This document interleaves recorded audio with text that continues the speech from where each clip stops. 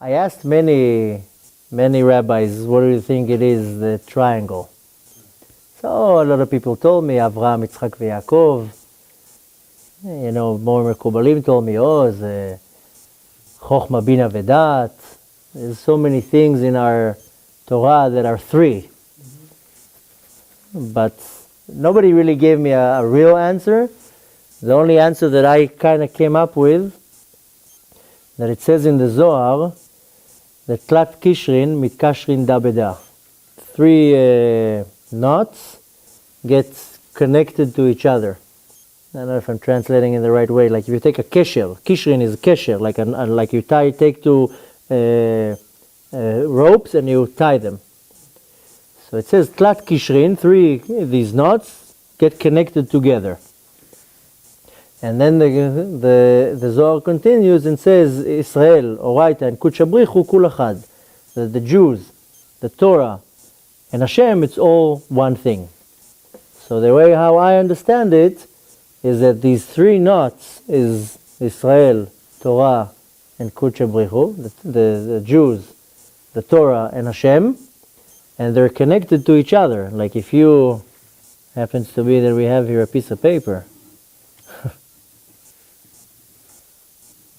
But if you look at I don't know if you can see so far, if you look at the triangle, it has one knot, another knot, and another knot, and Tlat Kishrin, Mitkashrin Da Beda. These three knots are connected to each other.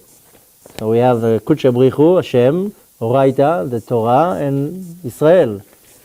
So that's the only thing that made sense to me, that when I saw this godly light, let's call it, it came in the shape of a triangle, the meaning that, the Hashem, the Torah, and the Jews it's the one entity.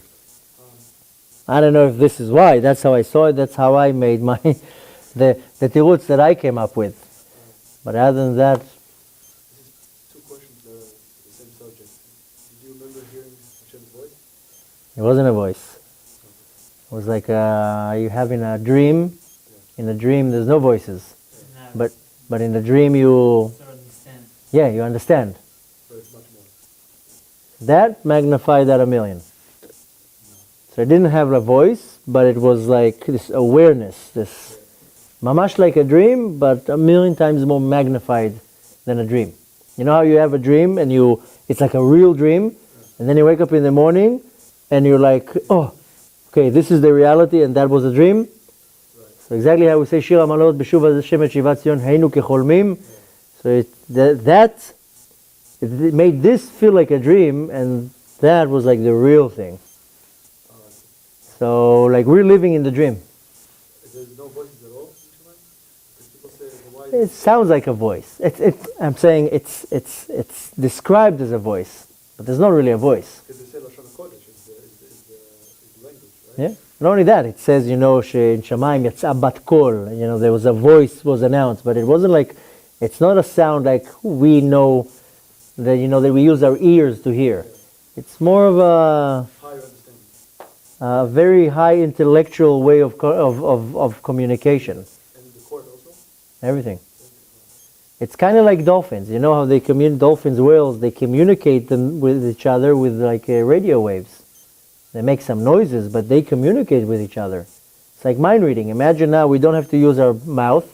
It's exactly how the neshamot communicate. They don't have a mouth, they don't have eyes, they don't have ears, they don't have any the tools that we use.